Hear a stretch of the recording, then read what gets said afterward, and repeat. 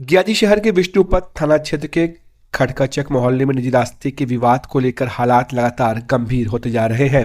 इसी विवाद के तहत जीएस रिजॉर्ट में तोड़फोड़ और उसके बाद घर पर चढ़कर जानलेवा हमला किए जाने का मामला सामने आया।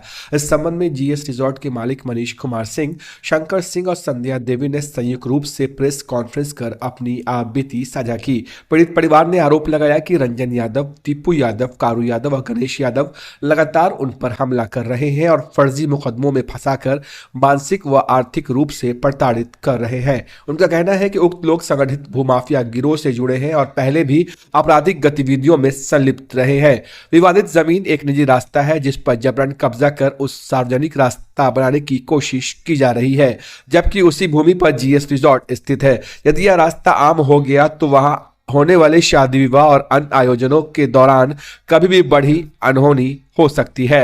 पीड़ित संध्या देवी ने बताया कि हालिया गोलीबारी में उनकी 5 वर्षीय भांजी आराध्या सिंह बाल बाल बच गई। हमले का उद्देश्य स्पष्ट रूप से हत्या था और घटनास्थल से खोखा भी बरामद किया गया है। पीड़ित परिवार ने आशंका जताई है कि किसी भी समय उनकी जान ली जा सकती है और पुलिस प्रशासन से सुरक्षा की मांग की है। वहीं एसएसपी सुशील कुमार के निर्देश पर सिटी एसपी कोटा किरण ने मौके का निरीक्षण किया। उन्होंने बताया कि पुराने विवाद के चलते पहले भी फायरिंग और पथराव की घटनाएं हो चुकी हैं। स्थिति की समीक्षा कर दोषियों की शीघ्र गिरफ्तारी की जाएगी। घटना हुई है, क्या मंशा है उन लोग की? मंशा उन लोगों का यही है, एक बार नहीं बार बार कर रहा है और जब लड़ता है हम लोग से तो हमला भी करता है, मेरे ऊपर फर्जी केस भी करता है। कारण ये है कि ये लोग अपराधी हैं और लंबे समय से अपराध ये लोग कम से कम 15 साल से ऊपर से लोग लगातार करते रहे। इन लोग पर दर्जनों मुकदमा है और स्थिति यह है कि इन लोगों अपराधियों का, भूमाफियों का एक गठजोड़ है। जबरदस्ती रास्ता कब्जा करना, जबरदस्ती जमीन कब्जा कर करके औने पौने में लिखवा लेना, किसी को भय डर दिखा कर लोगों का शोषण दमन करना, और यही सब है। शुद्ध ब्याज पर दे कर करके 1-2% नहीं 10-10% पर दे करके मजदूरी करने वाले को घर द्वार कब्जा करना, इन लोग का कई गो शिकायत रहा है और कितने दर्जनों एफआईआर हुई है थाना में।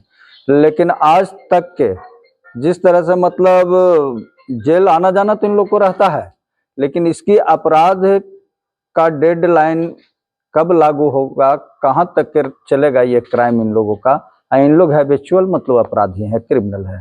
जाता है जी। क्या घटना हो गई थी? घटना ये हुई थी कि हम लोगों का मतलब निजी रास्ते की जमीन 2 व्यक्तियों का है। ये पर्सनल अपना निजी है। अगर सार्वजनिक होता तो इसमें हमको कुछ बोलने की जरूरत नहीं है। ये 2005 में दोनों के बीच में डीड और एग्रीमेंट हुआ था, डीड के साथ साथ, जिसमें ये मेंशन किया गया था कि हम लोग 2 व्यक्तियों का आने जाने का रास्ता रहेगा। इसमें तीसरे चौथे का क्लियर लिखा हुआ है, नहीं रहेगा। इसलिए कि फ्यूचर को ध्यान में रखते हुए, दोनों साइड हमारी जमीन है उस समय पड़ती थी, ये ध्यान में रखा गया कि जब दोनों साइड जमीन है और कॉमर्शियल जमीन है, सरकार भी हमसे कॉमर्शियल रेंट लेती है जमीन का, उस स्थिति में कोई भी अगर बिजनेस संस्थान होगा तो जनरल कर देने पर हमारी सुरक्षा और प्राइवेसी खतरे में पड़ सकती है।